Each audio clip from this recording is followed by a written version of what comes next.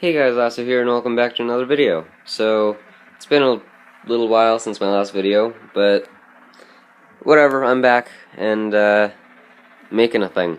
So this time, if you couldn't tell, I'm doing a review for Dark Side of the Moon by Pink Floyd. Revered as one of the greatest albums of all time, I don't think so. I really don't know why people call it one of the best albums of all time. I think it's pretty good. I think it's really good, actually. But I don't see why people put it up with there with, like, I don't know, really anything. It's good, but at best, I'd say it's a pretty good album, not even the best. Not a perfect album by any means, but whatever. I'll get to why I think that throughout the video. Anyways, as for the albums I have going on in the background, there's Pink Floyd's Animals, Fragile by Yes, Metal by Pink Floyd, and Low by David Bowie. Some of my favorite albums ever. A couple of them I like more than Dark Side of the Moon. Actually, 3 of them. But, the first track on this album, getting into the review, is Speak to Me. And it is like a minute-long track. It sums up what's gonna go on in this album pretty well, so I really have nothing against it. It's decent, and it does its job. Which transitions into this song, Breathe in the Air, which is a great song, and at first I didn't really care for it, but when I'm in the mood for it, which is just being mellow, I'm fine with listening to this. Not the best song. It's not my favorite on the album. But David Gilmour's vocals on it are good, as always, because they're just peaceful and calm, easy to listen to, if I want to just relax. The bass line in it is pretty good with Roger Waters, and I think people like him as a bassist. I think he's pretty well known. Roger Waters isn't exactly like a small name. The like synthesizers I think that are going on in this are pretty good. But the vocals definitely bring this thing together. Makes it very easy, very calming to listen to. And Breathe in the Air leads into this song, On the Run, which a lot of people, I guess, like to knock this song because it doesn't have any vocals, it doesn't have any lyrics. No, this is one of my favorite Pink Floyd songs, so, yeah, I don't know what people are talking about, but I'm not really like a lyrics or a vocals kind of guy, for the most part. I really like instruments. When you have something cool going on with an instrument, I don't think you could do any better with music. That's why guitar solos are so fun.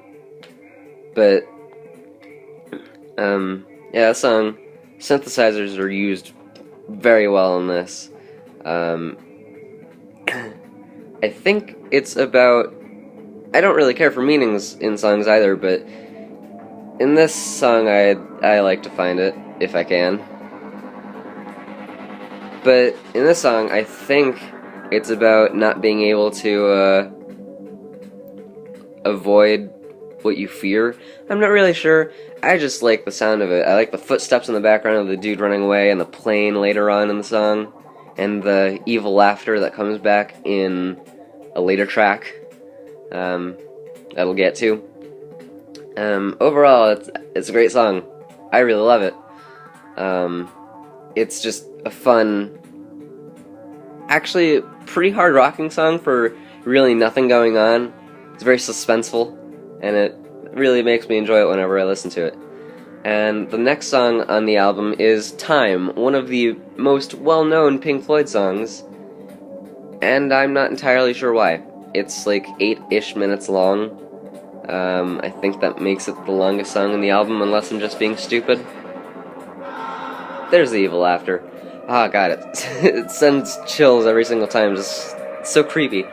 Anyways, Time. Not really sure why it's become so popular. I don't think it's as good as this song, in the context of what's going on. This is a concept album, by the way, which means that every single song revolves around a theme. And this is kind of split into two concept albums, but of the same concept. So, on side A on the vinyl, it has the first 5 tracks, which are all about, like, progressing through life and then dying. And then side 2 is also about progressing through life and then dying. But also, everything is connected by the theme of fears.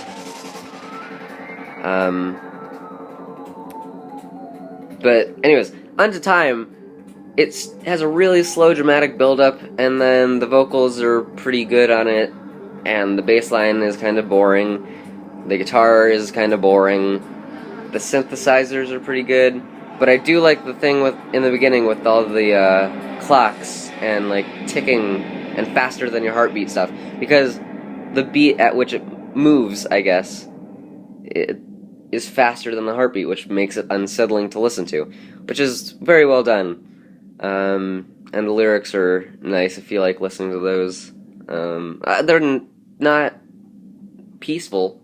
They don't put you at ease if you're thinking about life and having an existential crisis. But if you're just listening and, you know, not really putting everything together, they're good. But yeah, overall, I think it's about as good as Breathe in the Air.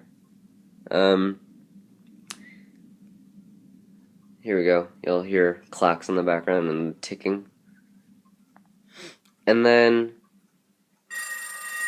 song number 5 after this one is The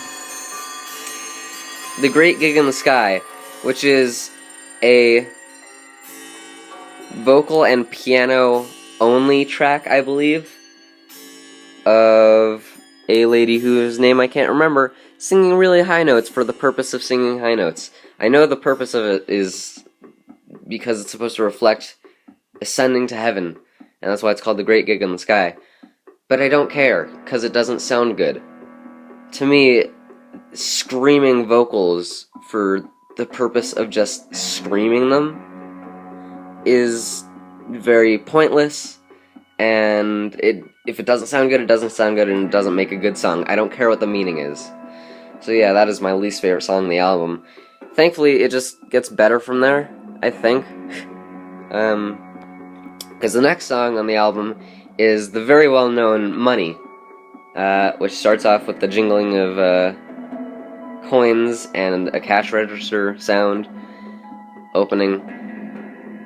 And that is my favorite Pink Floyd song, as, I guess, cliche as that is to say, or as overrated of a song that is, because yes, it is overrated, but I like it. It's a great song. It's probably the hardest rocking thing that Pink Floyd has ever done, aside from Young Lust off of The Wall. But I don't like The Wall, so I'd much rather listen to Money. But yeah, that one, the do-do-do-do-do-do-do, that is one of the best bass lines and guitar riffs of all time. It's so simple, yet effective in making a great song. Yeah, the drums on it are good. Drums on Time are okay, actually. Now I'm listening to them really actively. But on Money, the drums are good. But halfway through the song, it's there's a saxophone player, and that is really fun to listen to. One of the things that I like about Pink Floyd is that they made me really appreciate the saxophone. David Bowie also did that for me, but Pink Floyd did it first. For me, anyways. The saxophone solo is amazing, the guitar solo is amazing, and it's just one of the greatest songs I've ever heard. No, I don't know about that. But it's a pretty good song. It's really good, and it's my favorite Pink Floyd song. The song after Money is Us and Them, I believe. Yes, it is Us and Them, which is a really good song. Not not as good as like Time or Breathe in the Air, but it's good. I like it.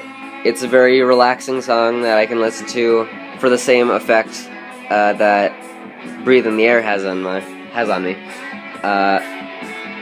But it's just very calm, and again, Gilmour's vocals on it are great for just chilling out and really not thinking. It's very synthesizer based, but the guitar in it is also nice and mellow. The song after Us and Them is Any Color You Like, and that gets me onto a point that I have not brought up with this album yet. Every single song transitions to the next on the same side. So like, Speak to Me transitions to Breathe in the Air, Breathe in the Air transitions into On the Run transitions into Time, and Time transitions into The Great Gig in the Sky. But with Any Color You Like and Us and Them, or in that reverse order, I can't tell when it becomes one song. When one song ends and it becomes the next, I can't tell. It is so difficult with that one. But, yeah.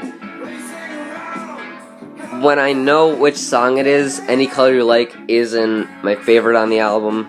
It's probably my second least favorite, actually. It's very synthesizer driven, which is fine, but they don't do it to the same extent that On the Run does it. And I just preferred not to listen to it if I could. But on the album it works. It's a fine song that I will listen to if I need to.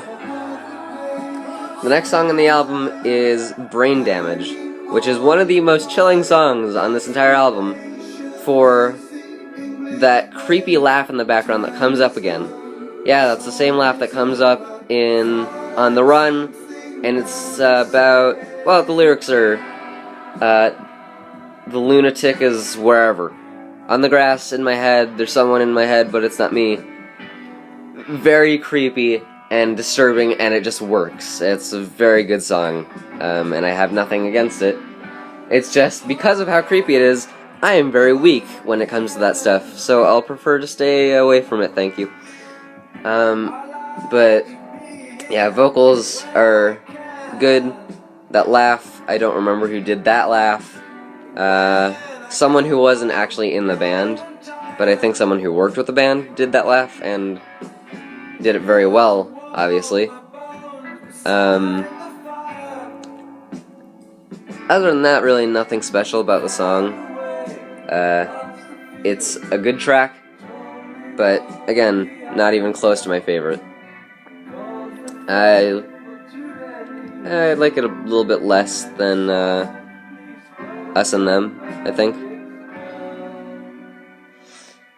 And then the final track on the album is Eclipse, which the first time I heard it, I didn't get it. First time I heard all of these tracks on their own, except for Money and Time, I didn't get them. I didn't understand them because I was thinking of this album in terms of, you know, just separate songs and separate singles. But no, Eclipse is a great track. Once you listen to everything else, it's great. I like it about as much as Breathe in the Air, actually. One of the best closing tracks ever, I think. I think it does its job very well in the context of the album, in terms of, like, you start off the side with what's supposed to be life, and then by the end you just have death and the end of everything. So, yeah, it works out really well. The lyrics on it, again, if you're into that, are great, with, like, contrasting lyrics every 2 seconds. But the vocals are what really get me into the song, and the synthesizer, and the guitar, and everything just comes together, and it's a great song. And this is The Great Gig in the Sky, and I don't care for the vocals on this. Just take a listen.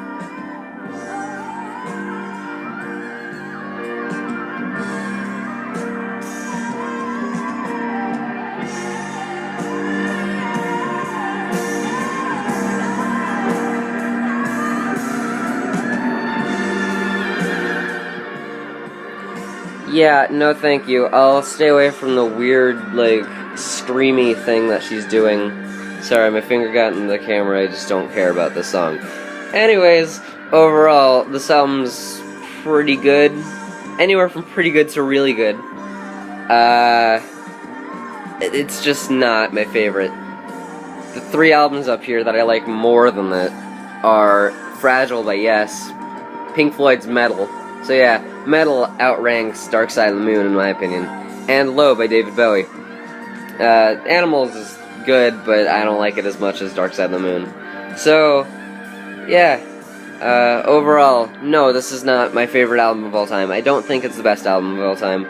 But if you said to me that it was, I don't think I would be able to argue with you. I think I'd just go with it. I think that people have a right to their own opinions. And, this is a fine album. I like it, but it's not my favorite of all time. Yeah. I think The Great Gig in the Sky just kind of bogs us down for me a little bit. Also, Any Color You Like on the second side. But, yeah. Good album. I don't know what else I can say, so for once I'm not going to have you just listen to part of the song at the end to close out the video. I think I'm just going to end it here and say I'll see you guys next time. So, I'm going to end it here and say see you guys next time. Bye!